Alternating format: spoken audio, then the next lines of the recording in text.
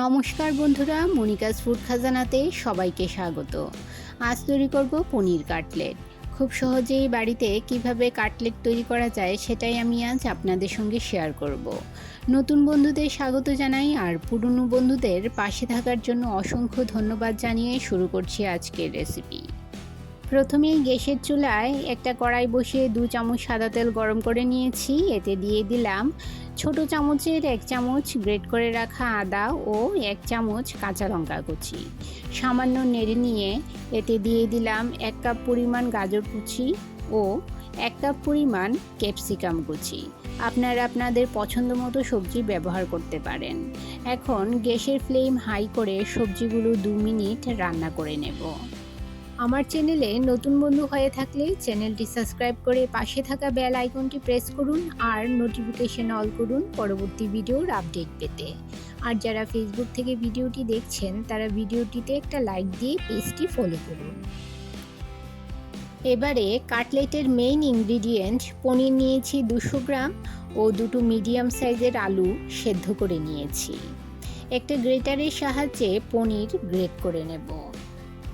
বন্ধুরা, যারা আমার চ্যানেলটি সাবস্ক্রাইব করে এখনও পর্যন্ত আমাকে সাপোর্ট করছেন আর ভিডিওটি প্রথম থেকে শেষ পর্যন্ত ফুল ওয়াচ করছেন তাদেরকে অসংখ্য ধন্যবাদ।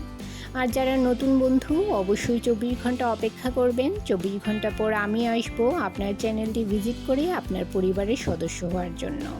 পনিরটাকে এভাবে গ্রেট করে নিয়েছি। পনির গ্রেট করে নেওয়ার পর সেদ্ধ করা আলুটাকেও গ্রেটারের সাহায্যে গ্রেট করে নেব।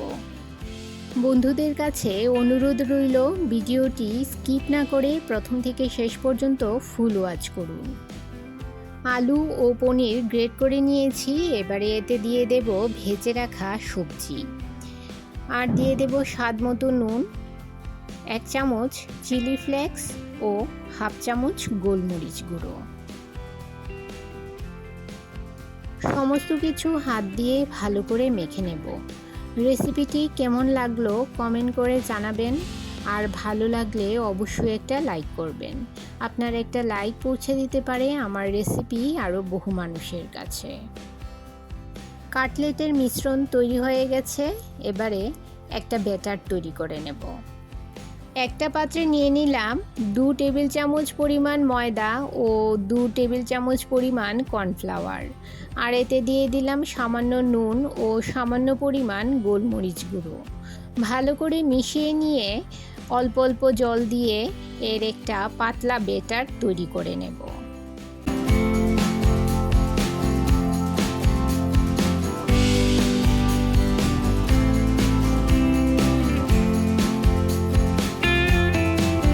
এবারে কাটলেটের যে মিশ্রণটা তৈরি করে রেখেছিলাম তার থেকে একটু বেশি করে মিশ্রণ নিয়ে গোল গোল করে হাত দিয়ে চেপে চেপে রাউন্ড শেপ করে নেব।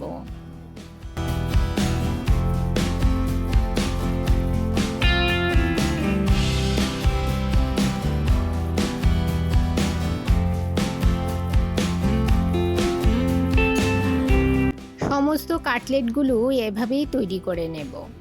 এবারে একটা একটা করে কাটলেট নিয়ে ব্যাটারে ডুবিয়ে তুলে নেব ও ব্রেড ক্রামে কোট করে নেব।